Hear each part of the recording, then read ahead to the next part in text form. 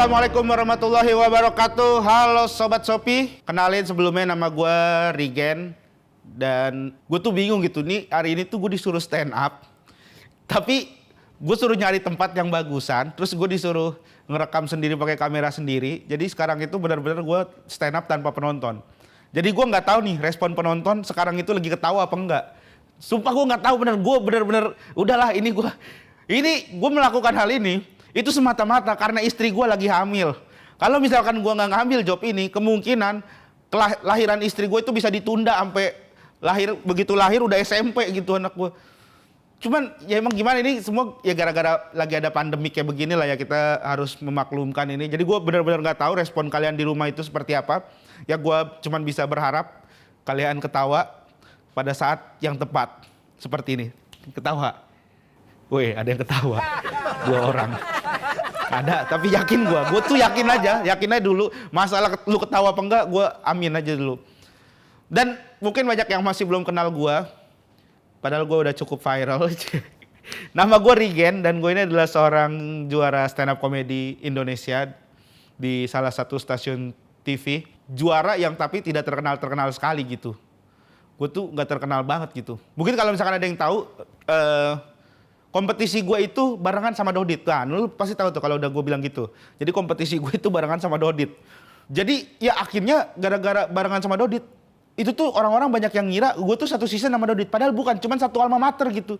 Kayak Dodit tuh angkatan berapa, gue angkatan berapa. Cuman semua orang ngiranya gue itu satu season sama Dodit. Saking terkenalnya Dodit.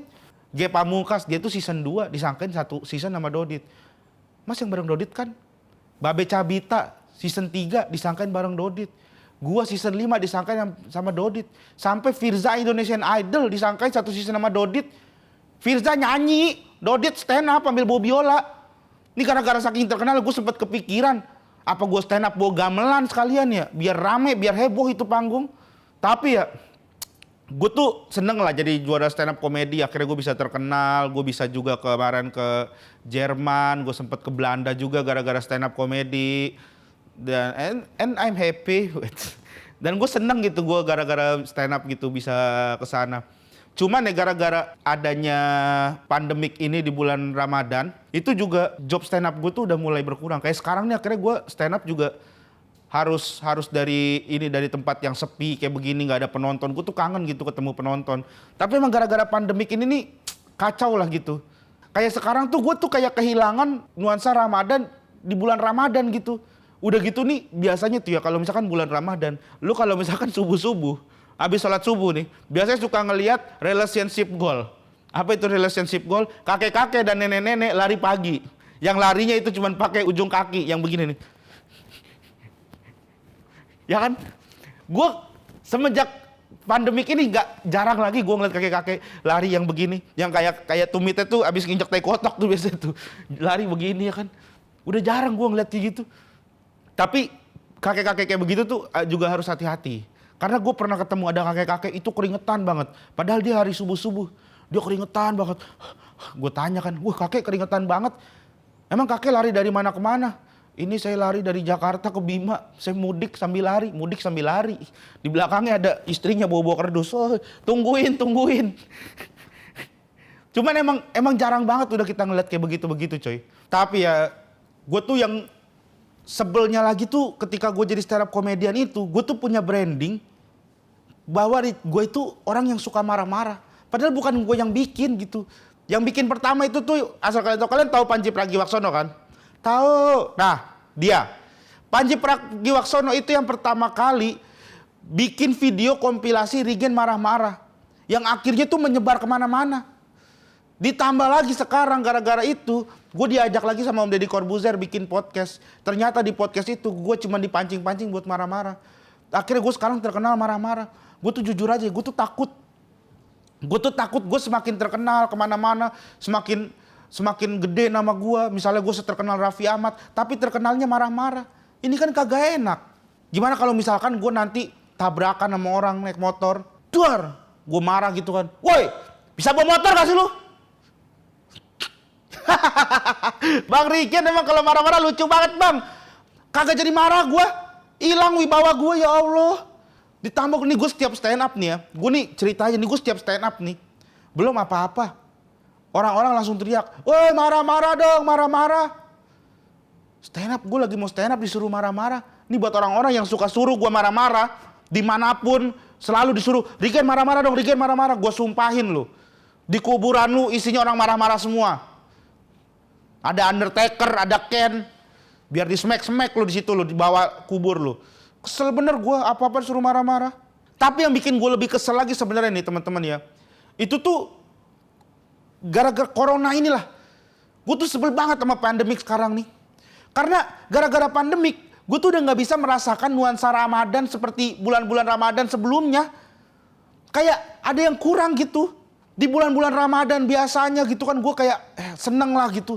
Sekarang tuh ya Allah, banyak banget yang kita dibatasin bulan Ramadan gara-gara pandemik ini. Ya gue sih setuju ya, emang ini memang peraturan untuk mengurangi penyebaran. Cuman masalahnya, ini gue keselnya tuh sama COVID-nya gitu. Gara-gara pandemik gue tuh sholat taraweh sekarang udah nggak bisa lagi, harus di rumah. Sholat taraweh di rumah mana seru ya kan? Sholat taraweh di masjid mah enak. Kita bisa ngelihat itu ada mas-mas yang udah mulai males-malesan, ya kan? Bangun juga udah. Ada juga mas-mas yang dia baru berdiri buat ngelanjutin rokaatnya itu pas udah baru mau sujud baru dia duduk pura-pura, terus pas berdiri baru langsung sujud. Kagak baca apa. Gue sering banget ada yang istirahat dulu. Sering banget gue nemuin kayak begitu. Ditambah lagi sekarang itu tuh, sekarang gara-gara gak boleh di taraweh di masjid. Yang kasihan tuh anak-anak. Anak-anak tuh gak bisa lagi merasakan yang namanya perang sarung. Dulu tuh gue seneng banget perang sarung. Sekarang tuh anak-anak gak bisa perang sarung gara-gara harus taraweh di rumah. Lah taraweh di rumah lu mau perang sarung sama siapa? Sama bapak lu. Lah masa perang sarung sama bapak lu mana enak ya kan? Ditanya, woi maju lu. Anak mana lu? Anak sini gua. Lah satu rumah kita. Iya, janjian kita adek kakak. Oh iya kali ya, tos. Padahal tadinya bapak sama anak, gara-gara perang sarung jadi adek kakak. Aneh gak tuh? Itu gara-gara pandemik, itu mah bukan gara-gara gua. Gua normal materi gua. Pandemik yang bikin begitu. Gara-gara pandemik juga ini gua stand up kayak begini sekarang, kagak pakai penonton. Sebel bener gua stand up kayak begini, kagak tahu ini materi lucu apa kagak. Gue bawain dulu dah. Bismillah aja dah gue mau, yang penting. Dan ya biasanya nih ya, kalau misalkan yang namanya bulan puasa itu, bulan Ramadan, itu suka ada orang bangunin sahur. Bangunin sahur, tapi suka cara-caranya yang unik gitu. Kemarin ada di berita, ada orang bangunin sahur di kuburan. Bangunin sahur di kuburan. Lu bangunin sahur di kuburan, ntar kalau misalkan bangun beneran, lu takut. Kalau bangun beneran, yang bangun bulu kuduk lu. Bangunin sahur di kuburan, buset kagak ada takut-takutnya ini orang. Akhirnya videonya viral. Ditanya sama orang ya kan, wah mas kenapa sih bikin ini? Dia kan bikin klarifikasi tuh habis itu tuh. Ditanya sama warga-warga netizen kan, kenapa lu bikin bangunin sahur di kuburan? Dia jawab apa? Katanya dia bangunin sahur di kuburan, katanya biar viral. Ya Allah, bangunin sahur di kuburan biar viral. Gimana kalau misalkan lu kagak viral? Akhirnya lu mikir lagi gimana ya caranya supaya viral. Akhirnya lu bangunin sahur sambil makan petasan. Duar perut lu meledak. Akhirnya lu meninggal dikubur. Di kuburan lu ada yang bangunin sahur dan viral. Syukur lu. Bingung lah kenapa giliran dia viral, giliran gua kagak. Lagi bangunin sahur biar viral. Tapi ya sekarang tuh gue juga jadi gak bisa yang namanya bukber gitu. Padahal seru gitu kalau misalkan bukber, buka bareng-bareng. Sekarang tuh udah susah mau bukber. Karena ya bukber tuh ya gak boleh gitu. Tapi gue agak menarik nih. Gue menarik kenapa? Karena gue kepikiran ketika gue mikir bukber, itu gue kepikiran sama sesuatu hal yang membatalkan puasa. Ya kan? Karena ada orang yang bilang, katanya kentut dalam air bisa bikin orang batal puasa. Kentut dalam air bisa bikin orang batal puasa. Kalau misalkan kentut dalam air bikin batal puasa, nanti bisa-bisa ada orang bukber di kolam renang. Begitu azan, mereka masuk ke dalam kolam, kentut bareng, blok. 4 orang kentut, 1 orang tenggelam. Udah tenggelam keracunan lagi sama kentut. Lagian aneh banget kentut dalam air bisa bikin batal puasa gitu. Cuman emang kentut itu tuh menjadi hal yang sangat menyebalkan buat gue. Karena buat gue sebagai orang yang memiliki postur tubuh yang cukup sispek ini, menurut diriku, atau menurut kalian gede gitulah, gendut. Dibilang kalau kentut katanya kentut orang gendut itu bunyi gitu. Tapi emang bener sih kentut orang gendut itu bunyi. Jadi katanya itu kentut orang gendut bunyi. Dan gue merasakan gitu, kentut gue tuh kenapa bunyi mulu ya. Ternyata karena menurut teori saintis yang gue dapet, kenapa orang gendut kalau kentut bunyi, itu dikarenakan lemak yang berlebih yang ada di bagian belakangnya gitu. Jadi begitu ada gas yang keluar, dia akan memberikan celah sedikit untuk gas itu keluar. Begitu gasnya keluar semua, dia akan menutup kembali karena sifatnya yang elastis. Dan ketika menutup kembali, disitulah efek suara akan keluar. Jadi ketika nah itu, kenapa kentut orang gendut itu bunyi. Gue sebagai orang gendut ya kan stres nih, wah gimana ya kentut gue bunyi. Gimana caranya supaya kentut gue kagak bunyi. Akhirnya gue diam diri, stres mikirin, ngeliat ke atas langit. Gue teriak, tidak! Datanglah seorang sahabat, menepuk pundak gue, tes. Regen, jikalau kau ingin kentut, kentutkanlah. Tapi iringilah dengan suara batukmu. Hah? Iringin dengan suara batuk? Pas ngedenger gue tuh kayak aneh banget ngedenger. Tapi setelah gue pikir-pikir, wah ternyata ini adalah ide brilian. Jadi kita kentut diiringin dengan suara batuk. Jadi suara kentut kita bisa ditutupi oleh suara batuk.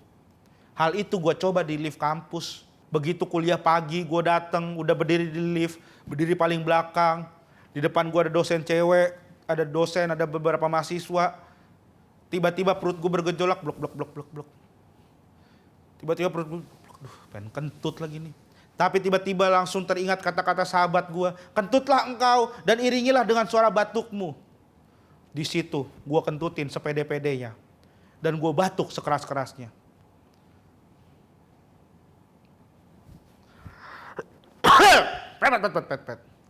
Alhamdulillah, suara batuk gue mampu menutupi suara kentut. Tapi masalahnya, ibu-ibu dosen depan gue tiba-tiba langsung begini.